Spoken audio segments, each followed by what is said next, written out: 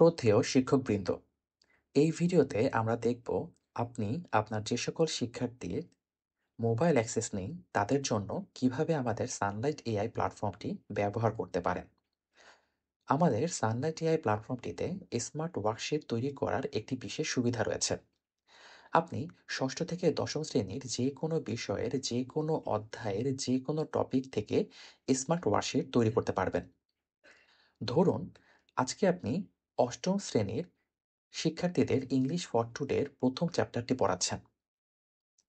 এই চ্যাপ্টারের একটি গল্প নকশিকাঁথা। এই গল্পটি থেকে আপনি আজকে ক্লাসে পড়াবেন বলে চিন্তা করেছেন। ওয়ার্কশিট তৈরি করতে প্রথমে আপনি আমাদের সানলাইট এআই প্ল্যাটফর্মে আপনার শিক্ষক অ্যাকাউন্টে লগ ইন করে ফেলুন। লগ ইন করার পর বাম দিকের সাবজেক্টের তালিকা থেকে অষ্টম শ্রেণীর ইংলিশ ফর টুডে বিষয়টিতে ক্লিক করুন। বিষয়টি ওপেন হয়ে গেলে অষ্টম শ্রেণীর ইংলিশ ফর টুডের প্রতিটি চ্যাপ্টার এবং তাদের গল্পগুলো আপনি দেখতে পাবেন। যেহেতু আপনার পরিকল্পনায় আজকে আপনি নকশিকাঁথা গল্পটি পড়াবেন বলে চিন্তা করে নিয়েছেন, নকশিকাঁথা থেকে স্মার্ট ওয়ার্কশিট তৈরি করার জন্য নকশিকাঁথার নিচে যে আইকনগুলো দেখা যাচ্ছে তার মধ্যে একটি আইকন ক্লিক করতে পারেন। এখানে প্রতিটি আইকন এক একটি বিশেষ ধরনের প্রশ্ন সেটকে নির্দেশ করে। যে আইকনটিতে আমি ক্লিক করলাম এটি একটি শূন্যস্থান পূরণের প্রশ্ন সেট। এই প্রশ্ন সেটটি যদি আপনার পছন্দ হয়ে যায়, স্মার্ট ওয়ার্কশিট প্রিন্ট করুন এই বাটনটি ক্লিক করে একটি ওয়ার্কশিট ডাউনলোড করে নিতে পারেন।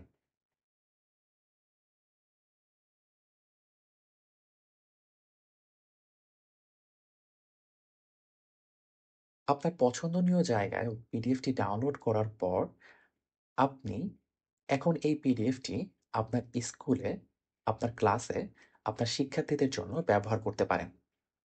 আপনার স্কুলে যদি প্রজেক্টরের ব্যবস্থা থাকে তাহলে আপনি নকশিকাঁথা গল্পটি পড়ানোর পর স্টুডেন্টের সামনে এই প্রশ্ন সেটটি ওপেন করে তাদেরকে সাথে নিয়ে উত্তরগুলো বসাতে পারেন। এতে করে শিক্ষার্থীরা পড়াশোনায় আরও বেশি আকর্ষণ, মজা এবং আনন্দ অনুভব করবে। আপনি যখন একটি গল্প পড়িয়ে তার পরপরই তাদেরকে ওই বিষয়টি থেকে কিছু অনুশীলন করতে দিবেন এবং আপনি তাদের সাথে থেকে সমাধান করে দিবেন, তাদের কাছে পড়াশোনা আরও বেশি মজাদার হয়ে উঠবে। অপরদিকে, যদি আপনার কাছে প্রজেক্টর না থাকে, আপনি এই পিডিএফটির অনেকগুলো ফটোকপি করে আপনার শিক্ষার্থীদের প্রদান করতে পারেন এবং তাদেরকে আজকে আপনি যা পড়িয়েছেন তার ভিতর থেকে তারা কতটুকু বুঝতে পেরেছে সেটার উপর এই ওয়ার্কশিটটি পূরণ করতে বলতে পারেন। এতে করে আপনি আপনার শিক্ষার্থীদের সাথে ইন্টারেক্টিভ ওয়েতে আরও বেশি যুক্ত হলেন এবং তাদের পড়াশোনায় আরও বেশি আগ্রহী করে তুললেন।